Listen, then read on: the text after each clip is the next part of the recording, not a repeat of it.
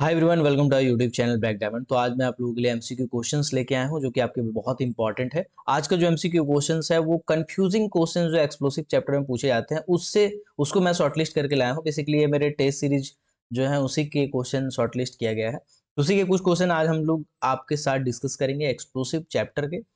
इससे पहले अगर आपने चैनल पर नए हैं, चैनल को सब्सक्राइब नहीं किया तो चैनल को सब्सक्राइब कर दीजिएगा। अगर आप कोर्स लेना चाहते हैं मेरा, तो उसके लिए प्ले स्टोर पर जाके ब्लैक डायमंड ऐप सर्च करेंगे। ब्लैक डायमंड ऐप का लोगो कुछ इस टाइप का है, 5 स्टार रेटिंग के साथ आपको मिल जाएगा। आप इसको डाउनलोड करेंगे। इसके बाद इसमें जाके आप जो भी कोर्स लेना चाहते हैं, जैसे कि मेटल माइनिंग का लेना चाहते हैं, एमसीएल एसएससीएल बैच के लिए लेना चाहते हैं, या आप अलग से सिर्फ टेस्ट सीरीज लेना चाहते हैं माइनिंग सरदार ओवरमैन के लिए, तो आप वो भी परचेज कर सकते हैं। टेस्ट सीरीज में आपका फिलहाल 30-32 टेस्ट डाला हुआ है और इसमें करीबन 60 के आसपास आपको टेस्ट मिलने वाले हैं, यानी कि चैप्टर वाइज भी आपको टेस्ट मिलेंगे और जो आपका पोर्शन है उसके हिसाब से भी मिलेगा। ठीक है, जैसे सीएमआर माइंडसेट सबका चैप्टर वाइज टेस्ट आपको मिल जाएगा। और जैसे रॉक मैकेनिक्स का अलग से है, एक्सप्लोसिव का अलग से है, तो ऐसा करके सबका चैप्टर वाइज भी टेस्ट मिलेगा। जैसे रॉक मैकेनिक्स देख रहे हैं आप, 3 टेस्ट है, 2 टेस्ट है, फिलहाल 3 डाल दिया हूँ मैं।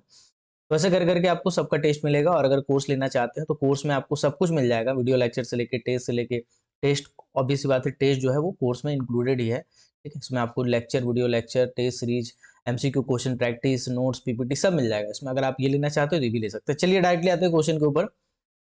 सबसे पहला सवाल जो कि मोस्ट कंफ्यूजिंग है आपके लिए, सबसे पहला क्वेश्चन है, during electric short firing what is the minimum required length for the short firing cables. कहा गया है कि भाई अगर हम इलेक्ट्रिक शॉर्ट फायरिंग कर रहे हैं तो इलेक्ट्रिक शॉर्ट फायरिंग में शॉर्ट फायरिंग केबल की लंबाई कितनी होनी चाहिए। यहाँ पे ऑप्शंस आपके दिए गए हैं। पहला ऑप्शन है 15 मीटर, दूसरा ऑप्शन है 20 मीटर, तीसरा ऑप्शन है 30 मीटर और चौथा ऑप्शन है 50 मीटर। तो आप में से मैक्सिमम बच्चे ऐसे होंगे जो आप डीजे देशमुख अगर आप पढ़े होंगे, ठीक है, तो डीजे देशमुख का जो वॉल्यूम 1 है उसमें जो चैप्टर नंबर आपका 8 है उसके जो पेज नंबर 193 है ना। मैं आपको निकाल के दिखा देता हूँ क्या मैं ये भी कर रहा हूँ। Just a second. ठीक है, तो मैं आपको डायरेक्टली निकाल ही दे के दिखा देता हूँ। एक्चुअल में आपको कंफ्यूजन कहाँ होगा, एक्चुअल में आपको कंफ्यूजन होता है 30 मीटर पे और आपका 50 मीटर पे। ठीक है, तो इसका कंफ्यूजन मैं आपको अभी दूर किए देता हूँ, अब घबराइए नहीं, मैं अभी दूर किए देता हूँ। जैसे देखिए यहाँ पे आप देखे होंगे, तो यहाँ पे शॉर्ट फायरिंग केबल की जो लंबाई दी हुई है डीजे देशमुख को वो 30 मीटर दिया हुआ है। ठीक है, और आप में से बहुत से लोग 30 मीटर पढ़ लिए होंगे, याद कर लिए होंगे। लेकिन एक्चुअल में क्या है, शॉर्ट फायरिंग केबल की लंबाई 30 मीटर पहले हुआ करती थी, लेकिन अब ये बढ़ गया है। अब मैं आपको सीएमआर का रेफरेंस दिखा देता हूँ। Just a second, just a second.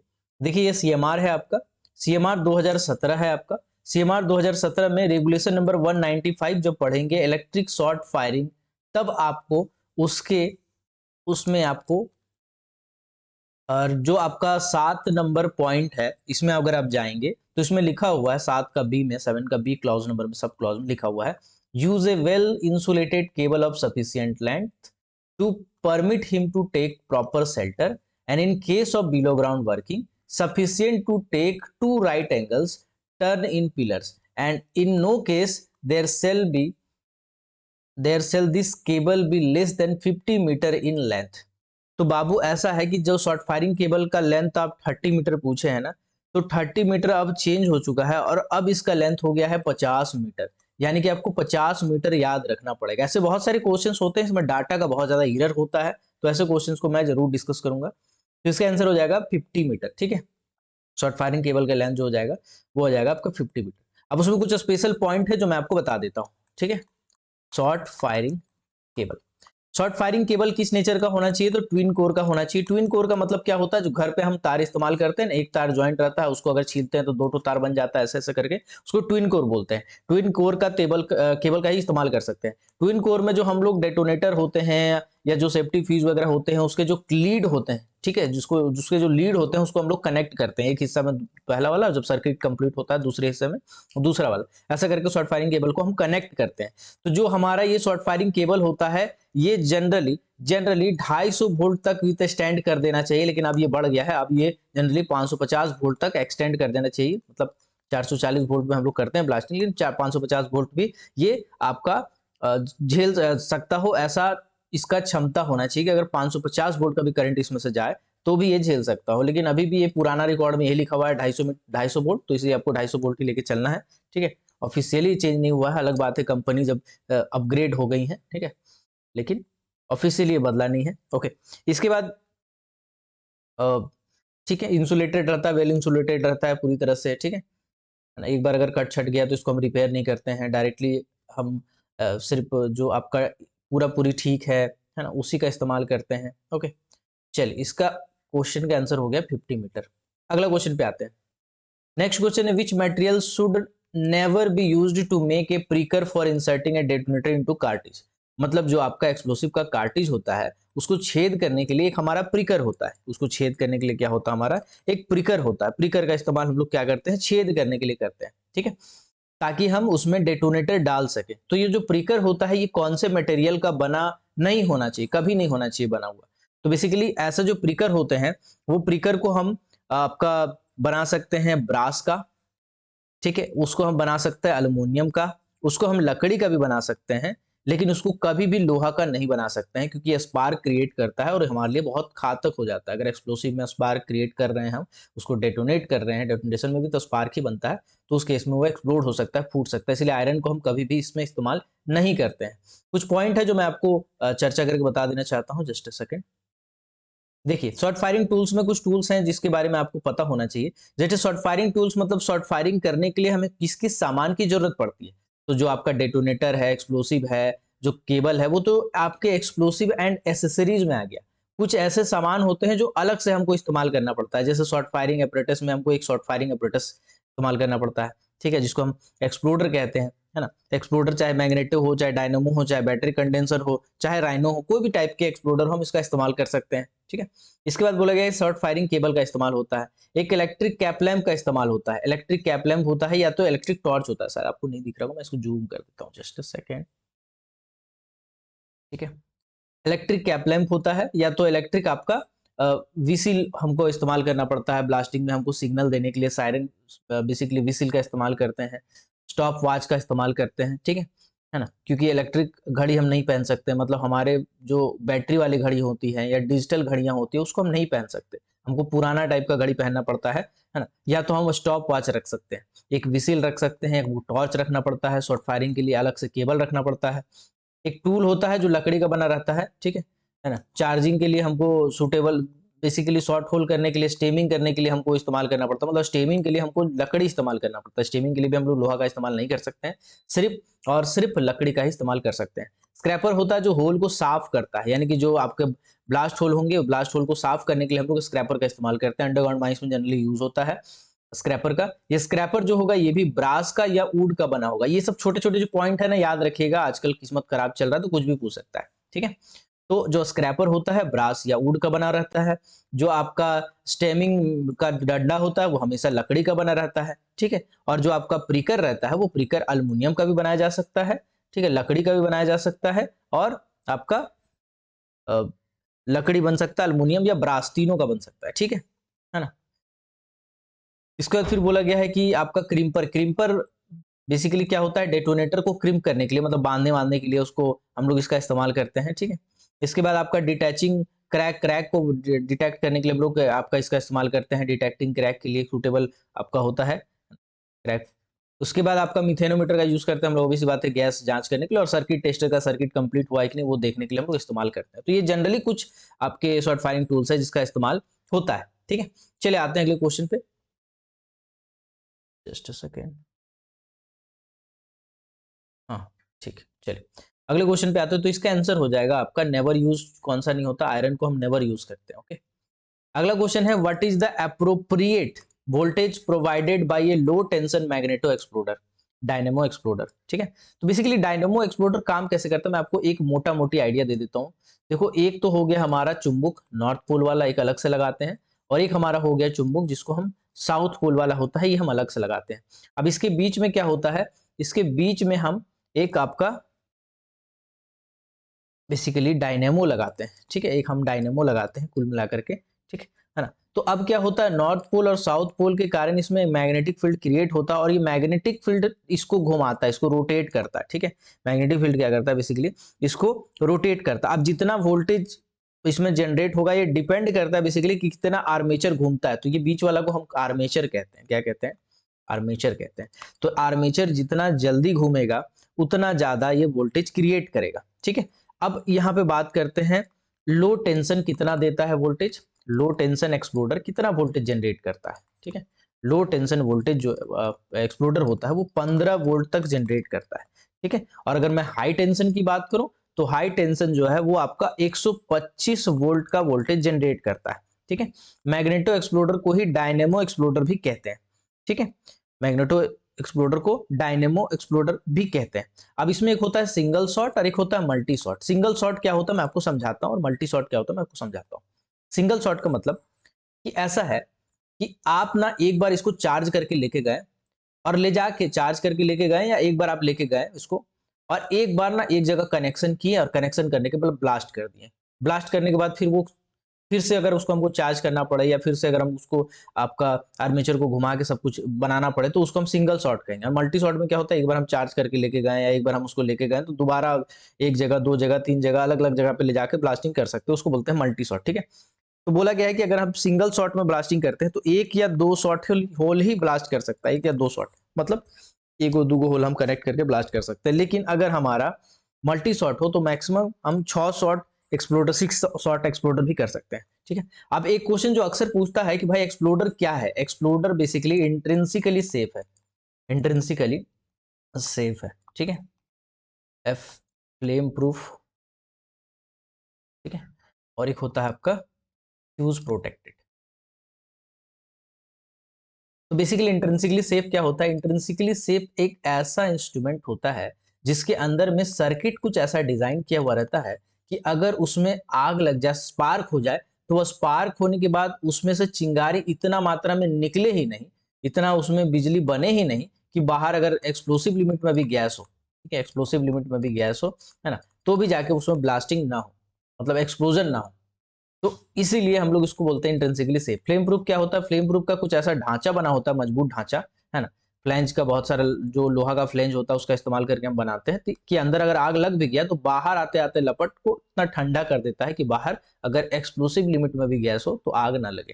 Fuse protected मतलब बेसिकली उसमें फ्यूज लगा रहता है, एक पर्टिकुलर करंट से ज्यादा जब हो जाता है तो वो जल जाता है। जैसे कैप लैंप की बात करूं मैं, तो कैप लैंप में 4 एम्पियर से ज्यादा जैसे ही करंट फ्लो होता है तो ऑटोमेटिकली जो उसमें सिल्वर फ्यूज होता है, एक तो सिल्वर फ्यूज रहता है जो केबल और हेड के पीस के बीच में लगा रहता है, तो वो सिल्वर फ्यूज जल जाता है, जिसके कारण ऑटोमेटिकली उसमें बिजली सप्लाई यानी कि जो बैटरी से बिजली जा रहा है वो रुक जाता है। ठीक है, तो ये 3 टाइप का चीज हो, तो इसमें जो एक्सप्लोडर है वो इंट्रिंसिकली सेफ है बाबू। ठीक, क्वेश्चन बहुत बार पूछा है। चलिए बढ़ते हैं आगे।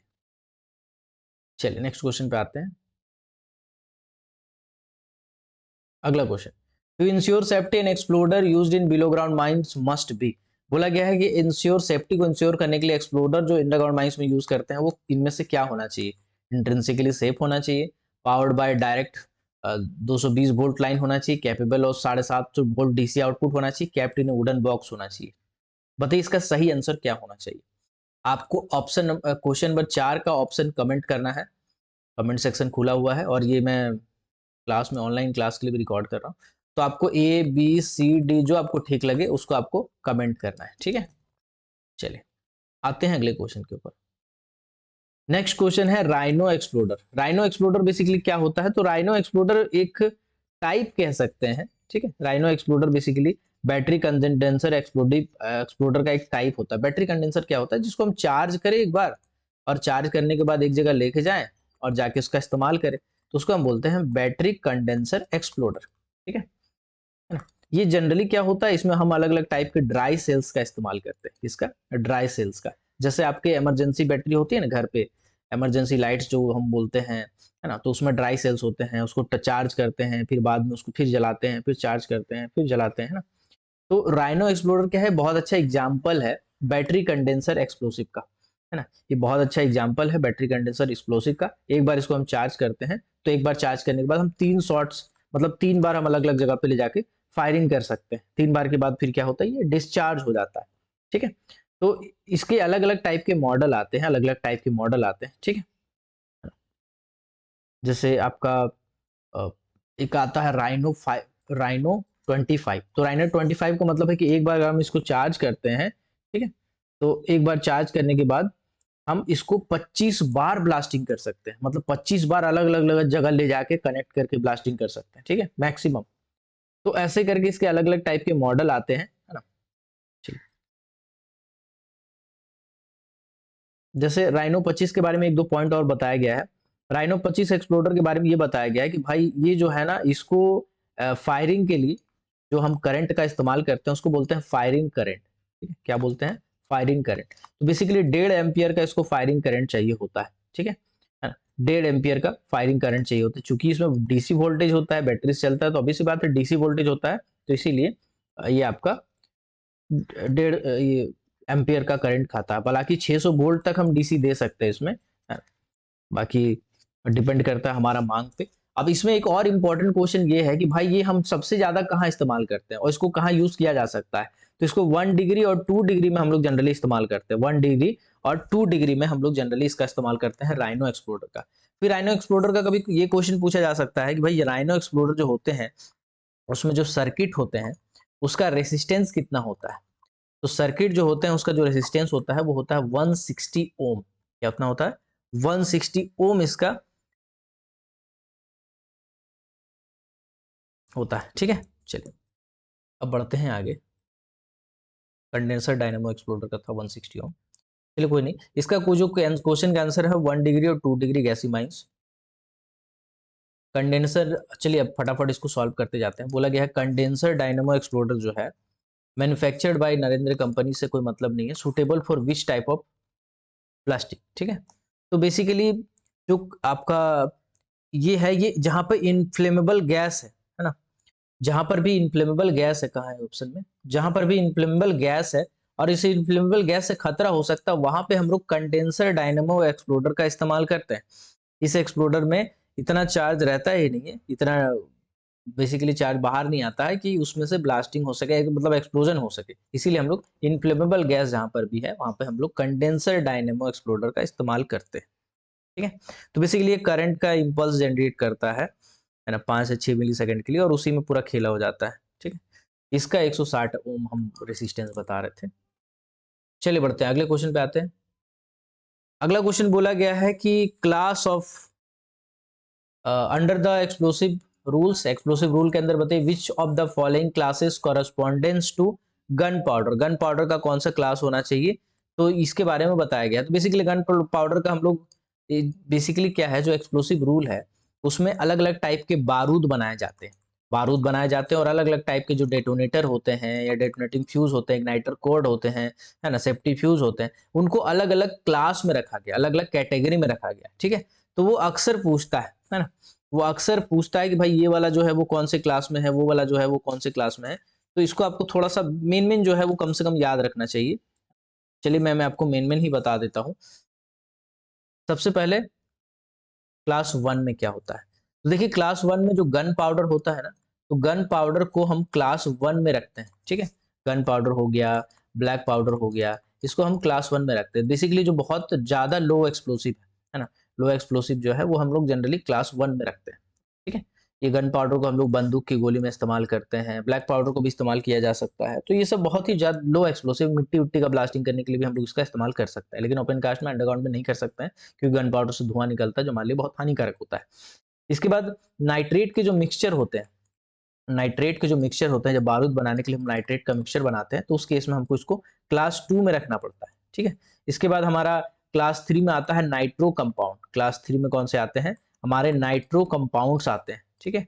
तो ये हमारा क्लास 3 के होते हैं, ठीक। इसके बाद हमारा आता है आपका क्लोरेट मिक्सचर। क्लोरेट मिक्सचर जो होता है वो आपका क्लास 4 में होता है, ठीक है। बेसिकली जो इंपॉर्टेंट है आपके लिए वो ये है गन पाउडर वाला, तो नाइट्रेट मिक्सचर वाला, और एक तो आपका आता है कि भाई सेफ्टी फ्यूज है ना, सेफ्टी फ्यूज है, डेटोनेटिंग फ्यूज है ना, डेटोनेटिंग फ्यूज होता है। ये सब जितने भी एसेसरीज होते हैं ना, इसको रखा गया है क्लास 6 में, इसको रखा गया है क्लास 6 में। तो ये क्लास 6 भी आपके लिए बहुत ज्यादा इंपॉर्टेंट है, ठीक है। तो ये अगर आप याद रखेंगे तो आपको क्वेश्चन में दिक्कत नहीं होगा, ठीक। एक कभी कभी ये पूछता है कि भाई क्लास 7 में जो फायर वर्क्स होता है, जो घर में हम दिवाली मनाते हैं, है ना, दिवाली मनाते हैं, दशहरा मनाते हैं, तो उसमें जो पटाखा फोड़ते हैं, बम जलाते हैं, तो ये सब कौन से क्लास में आता है, तो ये सब आता है क्लास 7 में, ठीक है। LOX यानी लिक्विड ऑक्सीजन जो हम लोग इस्तेमाल करते हैं, लिक्विड ऑक्सीजन एक्सप्लोसिव, तो LOX जिसका हम लोग अंडरग्राउंड माइंस हो चाहे ओपन कास्ट माइंस हो इस्तेमाल नहीं कर सकते हैं, इसको सिर्फ आर्मी में, डिफेंस में, पुलिस में ये जगह पे इस्तेमाल किया जा सकता है। तो LOX जो होता है वो क्लास 8 में आता है, क्लास 8 में हम लोग LOX को रखते हैं, ठीक है। तो कुल मिलाकर के आपके लिए इंपॉर्टेंट क्या है, क्लास 1 गन पाउडर वाला, क्लास 8 LOX वाला, क्लास 7 वाला फायरवर्क वाला और क्लास 6 वाला सेफ्टी फ्यूज, डेटोनेटिंग फ्यूज, ये सब। तो आप एक बार देखेंगे तो याद हो जाएगा, बहुत बड़ा चीज ये नहीं है, ठीक है। चलिए आते हैं क्वेश्चन। बोला गया है according to the safety distance, according to the safe distance requirement for a portable magazine,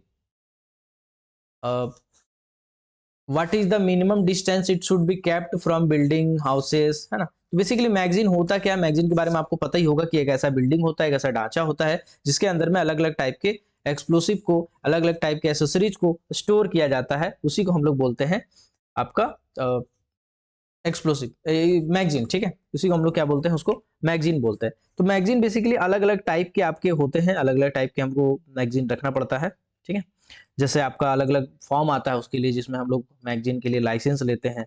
जैसे आपका अगर मान लीजिए छोटा प्रीमिसेस है तो उसके लिए हम लोग फॉर्म जे में अप्लाई करते हैं, है ना। उसमें हम लोग फॉर्म जे में क्या होता है, फॉर्म जे में हम लोग कम एक्सप्लोसिव का इस्तेमाल करते हैं। जैसे जैसे अगर हमको गन पाउडर चाहिए तो गन पाउडर हम मैक्सिमम 45 किलो का गन पाउडर उसमें रख सकते हैं, ठीक है ना। उसके बाद हमको 5 किलो का नाइट्रोग्लिसरीन या अदर जो एक्सप्लोसिव है वो मिल सकता है।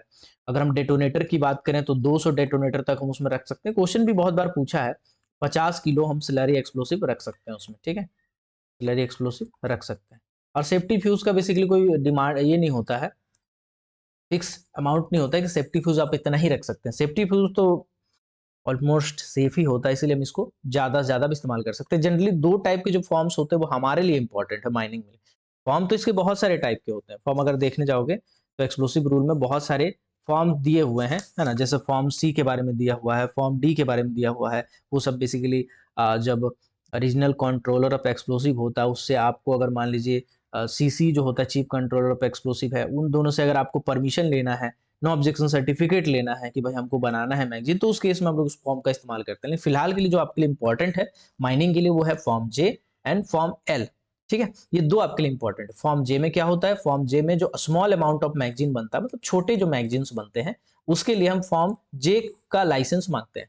फॉर्म जे में हम 45 kilo gunpowder, 5 kilo nitroglycerine other, 200 detonator, 50 kilo slurry explosive और सेफ्टी फ्यूज किसी भी अमाउंट में रख सकते हैं। ये था फॉर्म जे का। इसके बाद आपसे पूछ सकता है फॉर्म एल के बारे में। तो फॉर्म एल में क्या होता है, तो बेसिकली फॉर्म एल में हम ढाई ढाई बोल रहे हैं 25,000 किलो तक एक्सप्लोसिव रख सकते हैं, 25,000 किलो तक एक्सप्लोसिव रख सकते हैं और 2 लाख डेटोनेटर रख सकते हैं, 2 लाख डेटोनेटर रख सकते हैं। और इसके साथ सेफ्टी फ्यूज और बाकी चीजें जो है वो उसका कोई अमाउंट फिक्स नहीं है। तो फॉर्म एल हमारा लार्ज स्केल का मैगजीन कह सकते हैं, ठीक है। फॉर्म एल को हम कह सकते हैं कि ये जो है वो आपका लार्ज प्रीमिसेस का मैगजीन हो सकता है, लार्ज मैगजीन हो सकता है, ठीक है। अब इसमें क्या क्वेश्चन पूछा यार, क्वेश्चन पूछा according to the safe distance requirement for a portable magazine, है ना। पोर्टेबल मैगजीन के हिसाब से बताइए। तो बेसिकली पोर्टेबल मैगजीन के लिए हमको पहले तो सीसी से लेना पड़ता है परमिशन। सीसी मतलब क्या होता है, सीसी का फुल फॉर्म मैं लिख दे रहा हूँ, इंपॉर्टेंट है आपके लिए, चीफ कंट्रोलर ऑफ एक्सप्लोसिव। देखिए बाबू ऐसा मत सोचना कि मैं एक दिन में सिर्फ 10 क्वेश्चन करा रहा हूँ। एक क्वेश्चन से ना आपका 5 से 10 क्वेश्चन बन रहे हैं अलग से। तो वो जो एक क्वेश्चन से 5-10 क्वेश्चन बन सकता है, मैं उसको डिस्कस कर रहा हूँ आपके साथ, ताकि आपको भले लगे कि मैं 10 ही एमसीक्यू क्वेश्चन किया हूं, लेकिन वो 10 एमसीक्यू क्वेश्चन से इतने क्वेश्चन बन सकते थे वो मैं आपको करा रहा हूँ, ठीक है। तो मेरा हो सकता है 10 क्वेश्चन, 12 क्वेश्चन, 15 क्वेश्चन ही वीडियो जाए, लेकिन वो 15 क्वेश्चन में आपके 50 क्वेश्चन कवर हो जाएंगे, 40 क्वेश्चन कवर हो जाएंगे, उस लेवल का होगा, ठीक है। तो जो सीसीयू होता है चीफ कंट्रोलर ऑफ एक्सप्लोसिव, इससे हमको परमिशन लेना पड़ता है पोर्टेबल मैगजीन के लिए। पोर्टेबल मैगजीन क्या होता है भाई, पोर्टेबल मैगजीन बेसिकली हम क्या करते हैं, एक सेफ होता है पोर्टेबल मैगजीन का, है ना, जिसमें 5 mm का चदरा, मतलब मोटा चदरा होता है और उसका एक डायमेंशन होता है, ठीक है। और डायमेंशन तो 5/2 होता है शायद, 5/2 होता है, 5 मीटर बाय 2 मीटर का डायमेंशन होता है। तो इसको हम लोग इस्तेमाल करते हैं क्योंकि एक जगह से दूसरी जगह हम ले जा सकते हैं। ये जनरली जो ओपन कास्ट माइंस होते हैं बड़े वाले, जहाँ पे हमको एक दिन में 4 ब्लास्टिंग करना है या अगले दिन में नहीं कर सकते हैं, तो उस सब जगह पे हम लोग ये जगह पे पोर्टेबल मैगजीन का इस्तेमाल करते हैं। पोर्टेबल मैगजीन को हम एक जगह से दूसरी जगह ले जा सकते हैं। जैसे आप समझिए ना, पान टपरी होता है ना, छोटा सा ठेला होता है या पान टपरी होता है, उस टाइप का ये दिखता है। तो उस टाइप का दिखता है और इसमें हम लोग इतना ही मात्रा में एक्सप्लोसिव रखते हैं जितना हमको 1 दिन में 2 दिन में हमको इस्तेमाल करना होता है, ठीक है? तो इसके बारे में पूछता है कि बताइए भाई, जो पोर्टेबल मैगजीन होता है, वो पोर्टेबल मैगजीन की दूरी, जो डिस्टेंस है, वो अलग-अलग जगह से कहाँ-कहाँ से कितनी होती है? तो जो पोर्टेबल मैगजीन की दूरी आपसे पूछी जाती है, ठीक है? वो जनरली आपसे पूछी जाती है कि मान लीजिए कोई बिल्डिंग है या स्कूल है, स्कूल से कितनी होनी चाहिए, ठीक है? कोई बिल्डिंग पूछेगा, कोई बिल्डिंग है उससे कितनी होनी चाहिए? पूछेगा कि भाई कोई वॉरशिप से मतलब कोई ये है या कोई आपका हाउस है ना? या कोई आपका फैक्ट्री है, तो उससे कितनी दूरी होनी चाहिए? तो इन सभी केसेस में होता है 95 मीटर, कि कम से कम 95 मीटर दूर तो होना ही चाहिए वो पोर्टेबल मैगज़ीन, ठीक है? जो पोर्टेबल मैगज़ीन के बारे में मैं बता रहा हूँ, वो 95 मीटर दूर होना चाहिए। स्कूल से पूछे तो भी सेम डाटा है, बिल्डिंग से पूछे तो भी सेम डाटा है, हाउस से पूछे तो भी सेम डाटा है, फैक्ट्री से पूछे तब भी सेम डाटा है, ठीक है? लेकिन अगर यही पूछेगा रोड से, बताओ एक सड़क है सरकारी वाला या प्राइवेट वाला, उससे कितना दूर होना चाहिए? अगर पूछे कोई नदी का दीवाल है, रिवर वॉल होता है ना, अगर मान लीजिए वो टूट गया है तो पूरा अगल-बगल में पानी भर जाएगा, बाढ़ आ जाएगा, ठीक है? कोई मार्केट है, ठीक है? या फिर कोई प्लेग्राउंड है, तो उससे कितना दूर होना चाहिए? तो उससे कम से कम 48 मीटर दूर हमारा पोर्टेबल मैगज़ीन होना चाहिए, ठीक है? पोर्टेबल मैगज़ीन हमको कम से कम 48 मीटर दूर लगाना चाहिए। अगर हम आपसे पूछेगा कि भाई कोई ओवरहेड हाई टेंशन तार है, हाई टेंशन इलेक्ट्रिक लाइन है, ठीक है? इलेक्ट्रिक लाइन है, उससे कितनी दूरी पे होनी चाहिए? मतलब जैसे हम जाते हैं बहुत सारे गाँव में, तो हम देखते हैं कि इस टाइप के टावर बने रहते हैं बहुत जगह पे, है ना? इस टाइप के बहुत जगह पे टावर बने रहते हैं, ठीक है? तो ऐसे-ऐसे जो टावर होते हैं, इसमें बहुत सारा हाई इलेक्ट्रिक तार जा रहा होता है, 123 2 केवी का, है ना?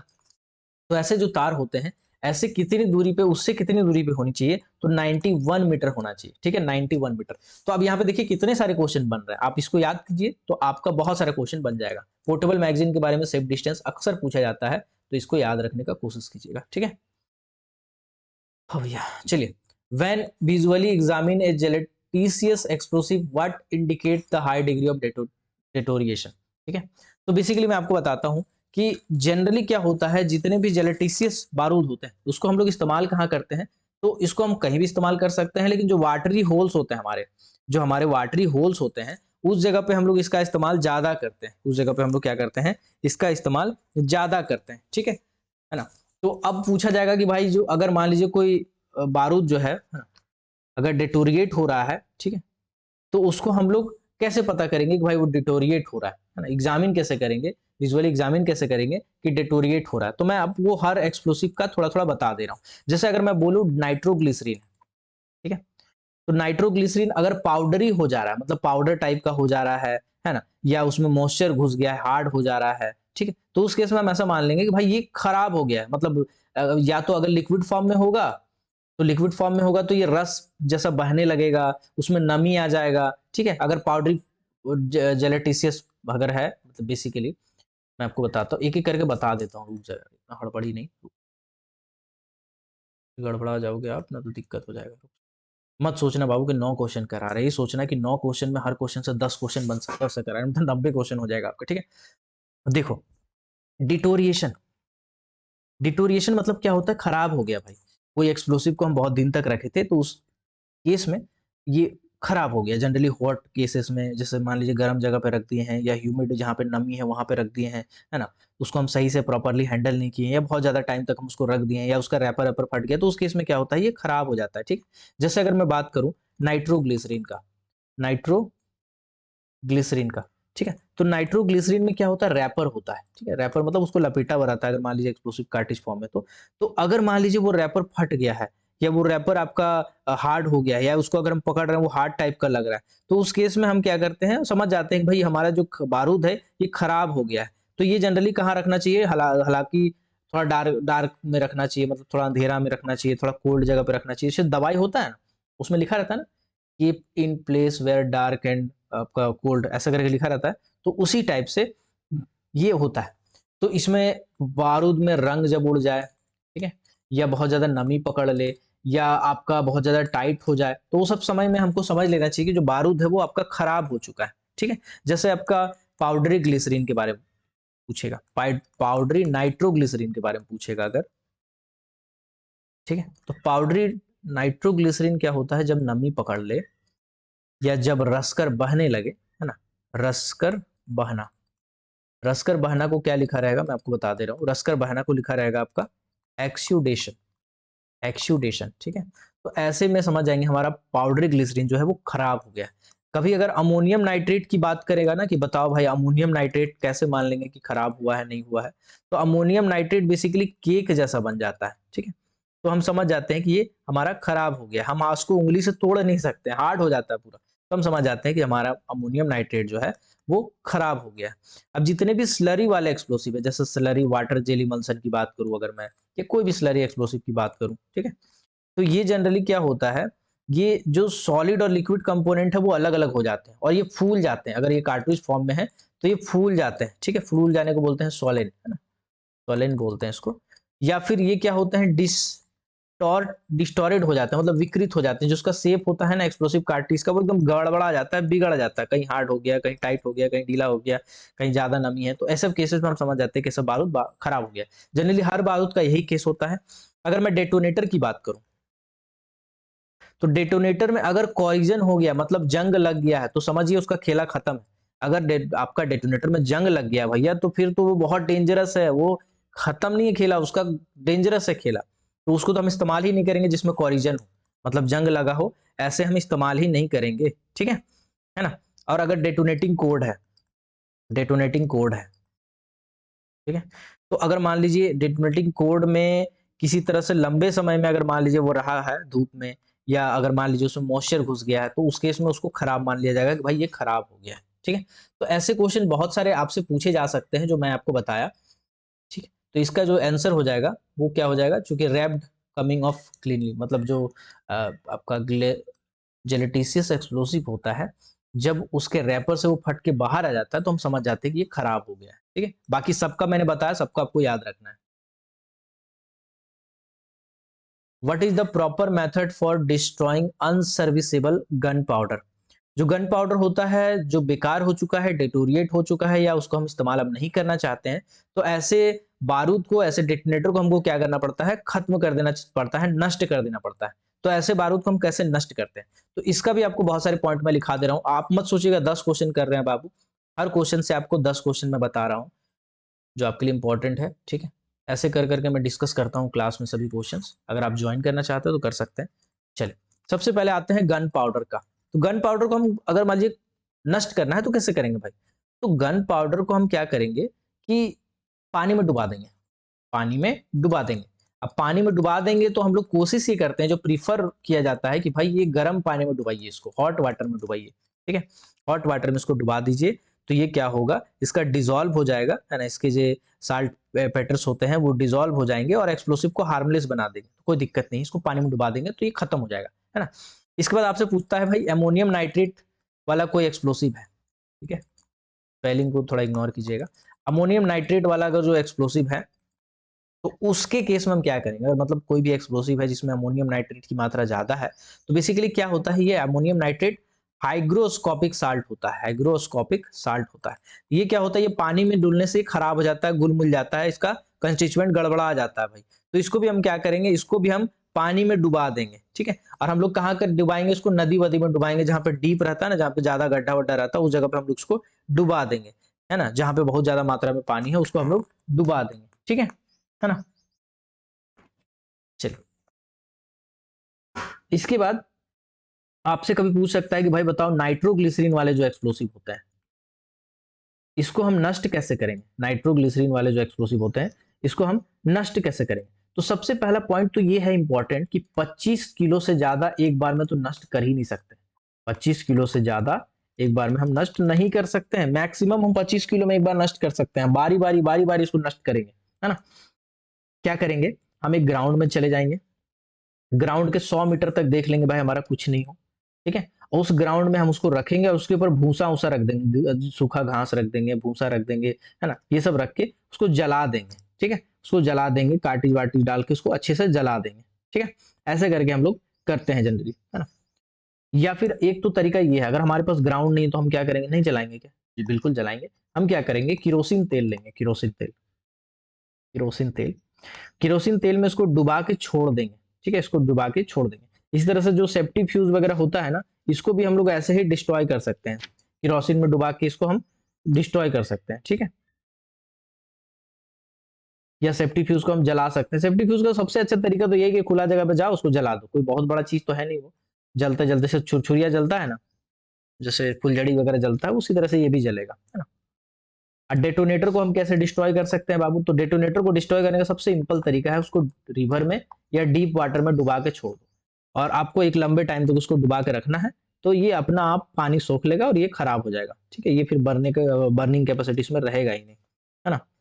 तो आपको मैंने बहुत सारे पॉइंट बताए बाबू, तो ये मत सोचिएगा कि मास्टर 10 ही क्वेश्चन कराता है यार, 10 क्वेश्चन से जितना क्वेश्चन निचोड़ सकते थे वो निचोड़ के हम आपको बताए हैं। अब चलिए अब अगले क्लास में करते हैं। अगर आपको क्लासेस ज्वाइन करना चाहते हैं तो आप कर सकते हैं, ये जितने भी एमसीक्यू क्वेश्चन मैं डिस्कस कर रहा हूँ आपको क्लासेस में मिल जाएगा। क्लासेस ज्वाइन करने के लिए आपको सबसे पहले प्ले स्टोर पे जाना है, प्ले स्टोर पे जाके ब्लैक डायमंड एप्लीकेशन को इंस्टॉल करना है। ब्लैक डायमंड आपको एप्लीकेशन इस लोगों के साथ 5 स्टार रेटिंग के साथ मिल जाएगा। इसको इंस्टॉल करने के बाद आप चाहें तो कोर्सेस ले सकते हैं, जो भी कोर्सेस आपको पसंद है आप ले सकते हैं।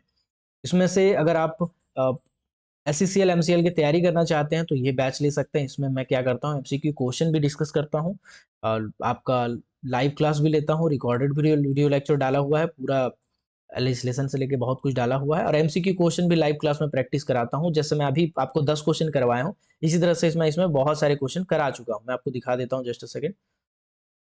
जैसे एमसीक्यू प्रैक्टिस वाला यहाँ पे आपको दिख रहा होगा, जैसे ओएसएच कोड का मैंने पूरा डिटेल में कराया है, एक एक करके देखिए 2-3 वीडियो लेक्चर होंगे, माइंस एक्ट का है, माइंस रूल का है, माइंस रेस्क्यू रूल का है, एमबीटीआर का है, ये सब मैंने क्लास में क्वेश्चन प्रैक्टिस कराया है। और ये जैसे मैं अभी आपको एक एक का एक्सप्लेनेशन दे रहा हूँ, बिल्कुल ऐसे ही एक एक को एक्सप्लेन कर करके बताया है, और ये सीरीज जो है वो चलता रहेगा। पोर्शन तो आपका कंप्लीट है, कुछ पोर्शन बचे हैं हल्के फुल्के डालना, और जब एमसीक्यू क्वेश्चन करेंगे तो सब कवर हो जाएगा, जो आपका साइड बुक से लेके सब होगा वो सब कवर हो जाएगा। बाकी टेस्ट सीरीज वगैरह सब इसमें इंक्लूडेड रहेगा। अगर आप चाहें तो डायरेक्टली ये ले सकते हैं, या अगर आप चाहते हैं कि नहीं हम तैयारी कर चुके हैं, हमको सिर्फ टेस्ट से मतलब है, तो आप टेस्ट देने के लिए ये ले सकते हैं। इसमें आपको टेस्ट सब मिल जाएगा। टेस्ट क्या मिलेगा मैं आपको बता दे रहा हूँ शॉर्ट में एक बार। टेस्ट अगर आप लेना चाहते हैं, तो टेस्ट देना चाहते हैं, तो इसमें आपको सब टेस्ट मिलेगा। जैसे सीएमआर है तो सीएमआर का चैप्टर वाइज टेस्ट मिलेगा, ठीक है। 14 आपको टेस्ट दिख रहा है ना, ये चैप्टर वाइज है, ठीक है। छोटे चैप्टर को थोड़ा मर्ज करके बना दिया हूं, इसलिए 14 दिख रहा है इसमें। माइंस एक्ट भी आपको मिलेगा, पोर्शन वाइज मिल जाएगा। माइंस रूल है, ओएसएच कोड है, एमबीटीआर है, एमएमडीआर, एमसीडीआर है, माइंस रेस्क्यू रूल है, सीएआर है। बहुत सारे प्रीवियस ईयर के क्वेश्चन पेपर जो है, फिलहाल भी मैं 5 डाला हूँ, इसको भी आप टेस्ट के फॉर्मेट में दे सकते हैं, ठीक है। इसको भी टेस्ट के फॉर्मेट में दे सकते हैं। इसके बाद मॉक टेस्ट भी मैं डालूंगा अभी फिलहाल, ठीक है। और आपको अगर मान लीजिए चैप्टर वाइज टॉपिक वाइज चाहिए, जैसे रॉक मैकेनिक्स है तो रॉक मैकेनिक्स का आपको टेस्ट मिल जाएगा पूरा का पूरा। आपको अगर एक्सप्लोसिव चाहिए तो एक्सप्लोसिव का टेस्ट मिलेगा पूरा का पूरा। अभी फिलहाल 30-40 टेस्ट अपलोडेड है, 30 के आसपास। अभी इसमें और 30-40 टेस्ट आएंगे और हो सकता है 100 भी चला जाए, ठीक है। तो वो डिपेंड करता, मैं नाप तोल के नहीं बना रहा हूँ टेस्ट, मैं आपका पोर्शन कंप्लीट करना है कि आपसे कोई क्वेश्चन ना छूट जाए, ठीक है। तो अगर आप लेना चाहते हैं तो जल्दी ले लीजिएगा, क्योंकि मैं क्लोज करूंगा ज्वाइनिंग अब। क्योंकि बाद में आप अगर आप ज्वाइन करेंगे एग्जाम के टाइम और आप कुछ कर नहीं पाएंगे, तो कहीं ना कहीं मुझे ही खराब लगेगा कि यार, और आपको भी लगेगा कि मेरा वर्थ इट नहीं हुआ, मैंने कोर्स लिया और वर्थ इट नहीं रहा। इसीलिए अगर आप लेना चाहते हैं तो ले सकते हैं, नहीं तो मैं क्लोज करूंगा। फाइनल ज्वाइनिंग आपको लेना है तो ले लीजिए। तो मैं फिलहाल अब उसी दिन में इसको क्लोज करने वाला हूँ, और जो बच्चे आ गए हैं बस उसी को पढ़ाने वाला हूँ। चलिए मिलते हैं अगले क्लास में, तब तक के लिए keep watching, keep supporting, till then Jai Hind.